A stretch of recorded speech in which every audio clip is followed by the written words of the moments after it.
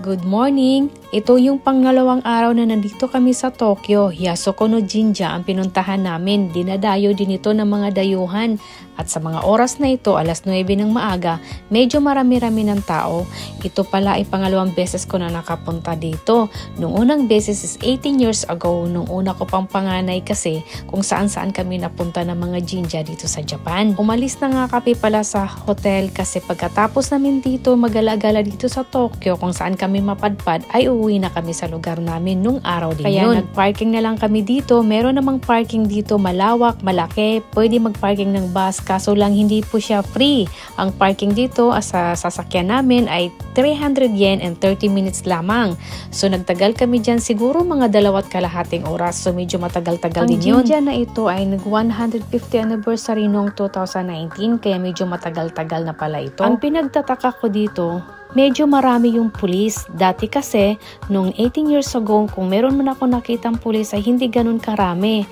Doon pa lang sa parking area, marami na siyang pulis. Hanggang sa doon kung saan ka magpapasalamat at or mag-wish or maghahagis ng pera, ay merong pulis. Tinanong ko si Hapon kung bakit napakaraming mga pulis. Hindi naman marami pero i-compare ko noon ay marami ang pulis ngayon.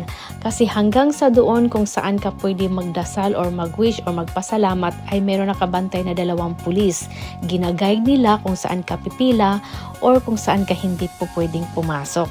Ang sabi ni Hapon sa akin, kung naalala mo sa mga news ay maraming mga foreigner na gumagawa ng bawal para lang makakuha ng video o makakuha ng picture. Kaya pala may mga pulis dito kasi meron talagang mga bagay-bagay dito sa Japan na hindi mo pwedeng kuhanan ng video o hindi mo kuhanan ng picture o hindi mo siya pwedeng paglaruan or hindi mo po siyang pagtawanan, lalong-lalo na sa Jinja kasi masyadong sagrado yan para sa kanila. Ang katabi pala ng Jinja na ito ay meron ding museum. Meron doong mga gamit na makikita mo na ginagamit sa unang panahon ng giyera. Sa loob ng museum, pwede kang kumuha ng video or picture pero meron ding mga bagay doon na hindi mo siya kuhanan ng picture at saka video. Lalo na yung paggawa ng samurai nila.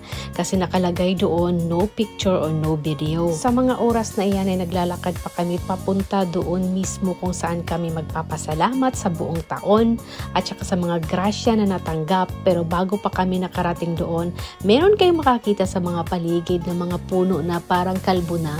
Yung mga puno na yan ay puno pala ng sakura. At saka gaganda yan pag namumulaklak na yung sakura. Meron din nilagay sila dito para pwedeng magpicture yung mga bata. Sa likod namin dyan ay meron mga batang nakapila.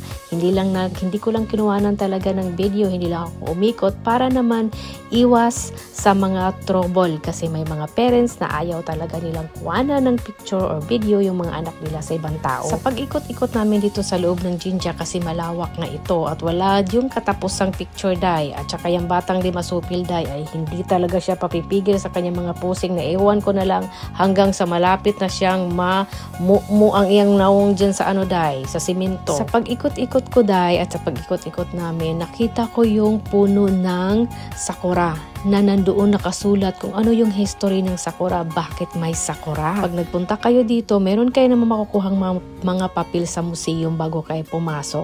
And then, meron din kayo makukuhang papel tungkol sa Jinja. Napakagandang history nila dito kasi ilang years, ilang 1,000 years, tapos may nakasulat na English, as may nakasulat na Japanese, may nakasulat din ng ibang mga lingwahe. Andito kami sa loob ng museum pero hindi na kami umakyat. May bayad doon, hindi kami umakyat baka kasi makadisgrasya tong bunso ko dahil napakakulit talaga neto. Kaya hanggang dito lang kami sa baba.